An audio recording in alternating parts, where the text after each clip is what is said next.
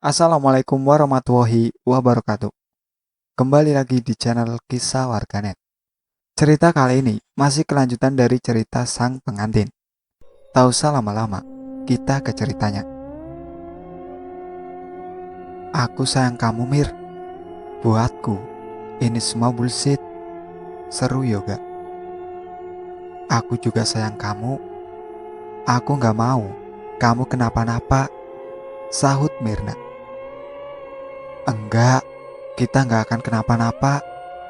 Yoga tetap kokoh untuk bersama Mira.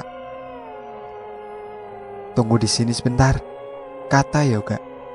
Tak lama kemudian, ia datang dengan motornya. Aku antar pulang, kata Yoga. Jangan nekat, Yok. Kita buktikan, kita gak akan kenapa-napa. Mira termenung. Mungkin memang sudah waktunya ia melupakan kejadian aneh itu. Malam itu langit tampak cerah. Udara tak begitu dingin. Motor Yoga melaju di tengah keramaian menuju tepi kota.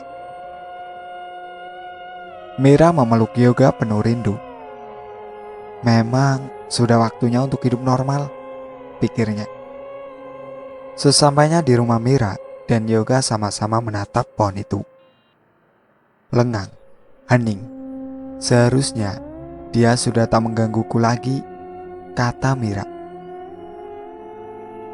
Maka serta-merta, Yoga tiba-tiba merasa pusing. Kepalanya seperti berputar-putar. Tubuhnya oleng.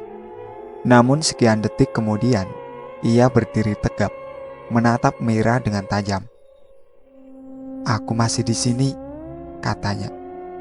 Lalu Yoga tumbang dan pingsan. Mira berlari ke dalam, memanggil mamanya.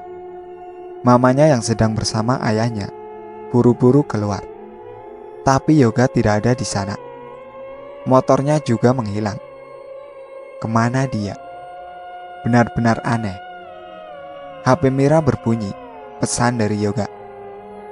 Ternyata aku salah. Setelah itu urusan percintaan Mira benar-benar kacau. Jangankan teman dekat, menjadi teman Mira saja, sepertinya laki-laki pada menghindar. Mereka seperti tak betah berada di dekat Mira. Mira sempat menghubungi RT atau RW di wilayah rumahnya untuk mendapat izin menebang pohon. Tapi Pak RT bilang warga pasti tak setuju, karena pohon itu memang sudah lama dikenal angker. Mereka takut menebang pohon itu hanya membuat masalah menjadi lebih runyam. Sosok itu tak pernah muncul lagi. Tak pernah ada aroma mawar yang aneh di kamarnya, seperti dulu. Apa yang dia mau? Apa yang sebenarnya sedang terjadi? Di tahun ketiga kuliah, barulah Mira kenal dengan seorang junior bersama Gadis. Gadis adalah seorang anak indigo, lulusan sebuah pesantren pula. Kak, sepertinya kakak ada yang nutupin, kata Gadis pada suatu sore seusai mereka rapat himpunan. Oh iya, untuk menyibukkan diri, Mira sengaja ikut berorganisasi. Ditutup bagaimana? Iya, aura kakak hanya dikunci gitu. Kok kamu bisa tahu? Kata orang sih, aku ada kemampuan, Kak, sahut Gadis. Saat itulah Mira mengerti kenapa laki-laki cenderung antipati padanya. Pas dengar cerita bagian ini, saya kesel banget sama si setan. Udah cintanya bertepuk sebelah tangan, masih posesif pula. Mira banyak bercerita pada Gadis soal peristiwa-peristiwa yang dilaluinya. Menurut Gadis, itu kejadian langka. Ia pernah mendengar soal manusia ditaksir jin, tapi tak sampai tahap mengganggu. Gimana kalau jinnya diajak bicara, Kak? Tanya Gadis. Ngobrol sama jin? Iya, biar tahu apa maunya. Sebuah ide yang aneh dari Gadis. Karena sudah terlalu frustasi, Mira setuju. Suatu malam gadis menginap di rumah Mira. "Dia masih di situ, Kak. Ngeliatin kakak mulu," kata gadis saat melintasi pohon itu. "Bagaimana caranya kami akan ngobrol?" tanya Mira. "Ingat mimpi kakak, kita masuk lewat situ," kata gadis. Lalu Mira disuruh berbaring. Gadis memegang tangan Mira. Sesuatu yang hangat menjalar dari tangan ke sekujur tubuhnya. Di ruang putih kosong itu, Mira melihat sosok itu lagi. Sosok pria tampan berambut putih. Mereka bertatapan. Mira menyadari mata itu berwarna biru, seperti topas.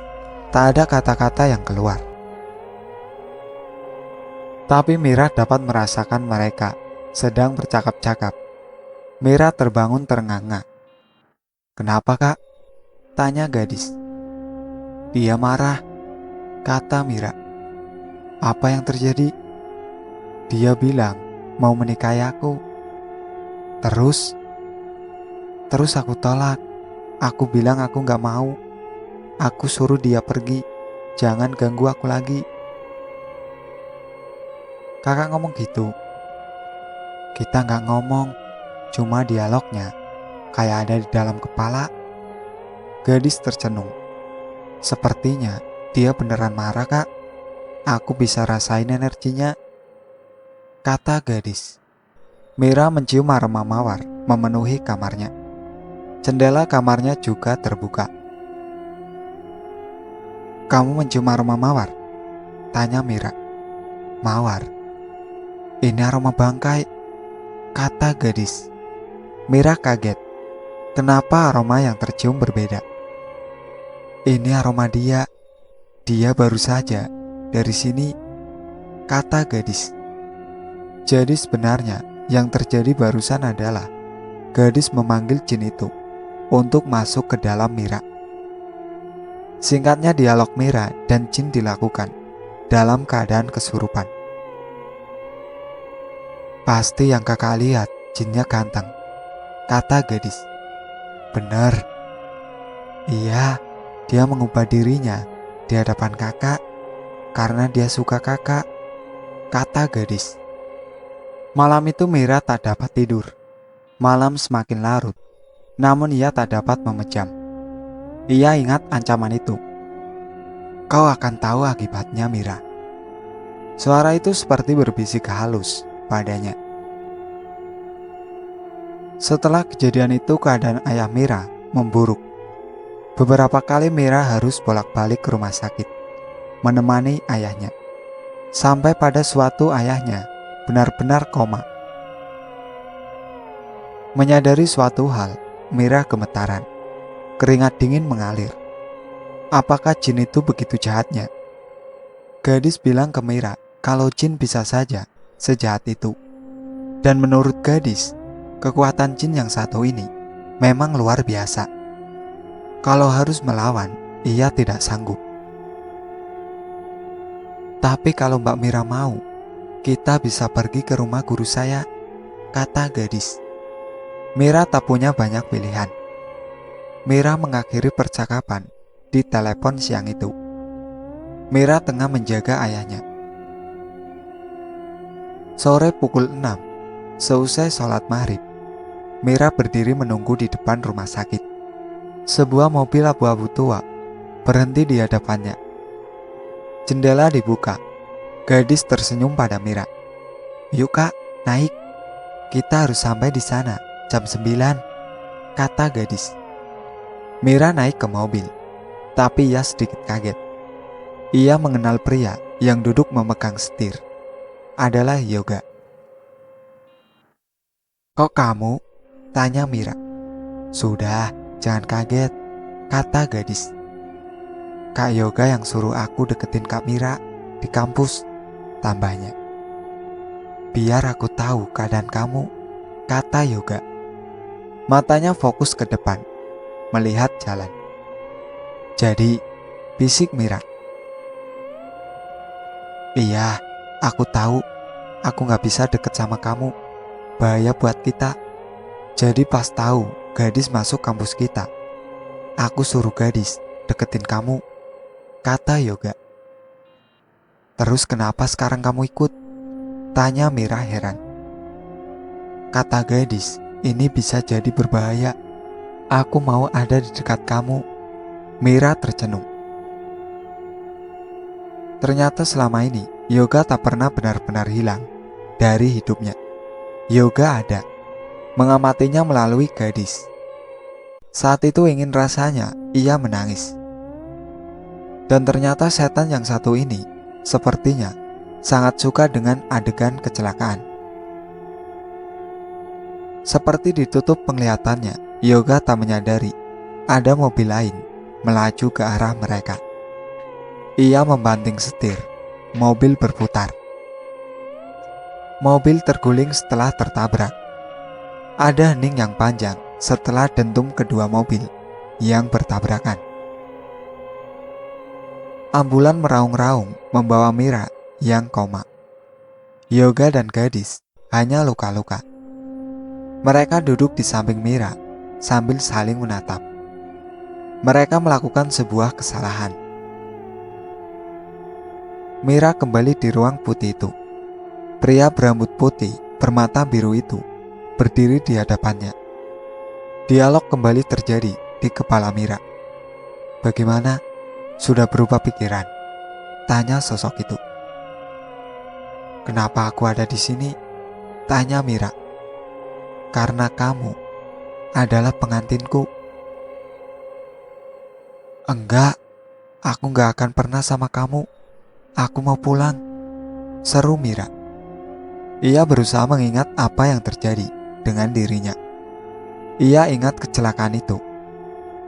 Di rumah sakit, Yoga, gadis, dan Mama Mira menunggu di luar. Mira langsung dilarikan ke UGD. Kita harus melakukan sesuatu, kata gadis ke Yoga. Ngelakuin apa? Kita nggak boleh biarin Mira sendirian. Harus gimana?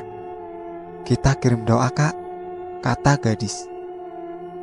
Kamu harus menerima saya, kata sosok itu.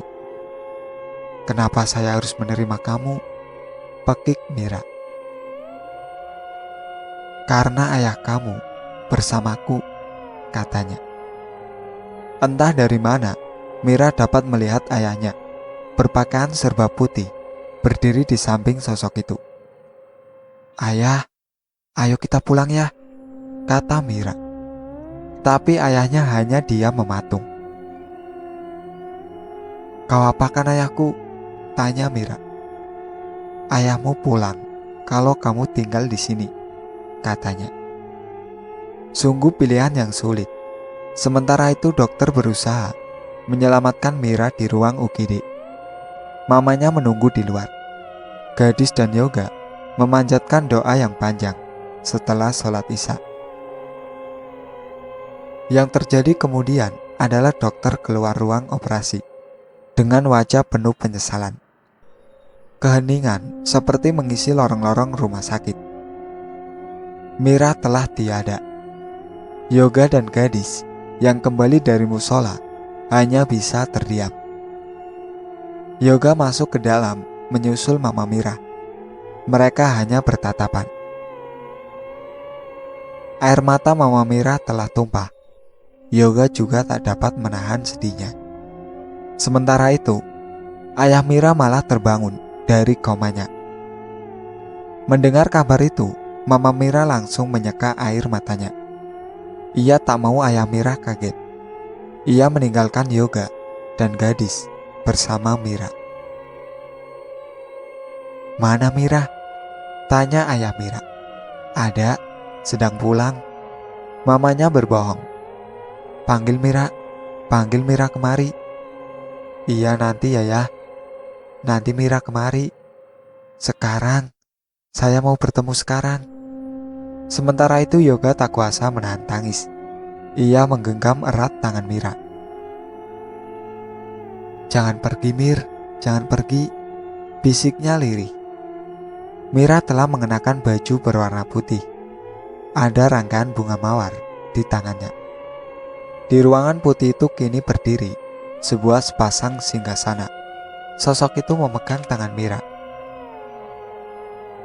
Terima kasih kamu sudah mau tetap di sini. Dan kalian tahu, kalau kejadian ini tak terjadi, mustahil Mira bisa cerita ke saya. Sosok Yoga muncul di sana, di ruang putih itu, dengan baju putih juga. Pulang Mir, tempat lo bukan di sini, kata Yoga. Sosok itu mencengkram tangan Mira kencang sekali. Namun Yoga memegang tangan Mira yang lain. Mira dapat merasakan ada energi besar, seperti sedang beradu di dalam tubuhnya. Kami tetap di sini, serga sosok itu. Perlahan-lahan sosok itu berubah menjadi hitam, menyeramkan. Mira dapat melihat liur menetes dari mulutnya yang lebar. Bawa aku pulang Yok, seru Mira. Mira dapat merasakan energi Yoga membesar. Pegangan sosok itu terlepas. Tangan sosok itu seperti terbakar. Mira dan Yoga berlari. Lalu Mira membuka mata. Yoga menangis di hadapannya. Yok, kamu kenapa? Yoga dan gadis berpandangan. Suster, dokter, Mira masih hidup, seru Yoga. Dokter kembali masuk. Yoga dan gadis diminta keluar. Yoga menemui Mama Mira yang sedang menemani ayah Mira. Ma, Mira kembali bersama kita, bisik Yoga. Mama Mira terbelalak, kaget bukan kepalang. Bagaimana bisa, pikirnya. Peristiwa itu memang di luar nalar, tapi kata gadis, peristiwa mati suri itu bukan hal yang asing, sering terjadi. Setelah peristiwa itu, ayah Mira berangsur membaik. Mira juga pulih dengan cepat. Mira menceritakan semua hal yang dia alami pada gadis dan Yoga. Gadis bilang itu bisa jadi adalah perwujudan Corin Yoga. Corin adalah kembaran setiap manusia yang lahir dalam bentuk jin. Lagi pula, ajal manusia tak dapat dipercepat atau diperlambat. Semua itu sudah suratan Tuhan. Mira memang belum ditakdirkan untuk pergi. Pohon di depan rumah Mira masih berdiri sampai sekarang. Tapi gangguan sudah tak muncul lagi. Sesekali Mira melihat sosok itu di sana, tapi ia tampak tak berani mendekat. Kini Mira sudah tinggal di Jakarta. Ia masih sesekali pulang ke rumah.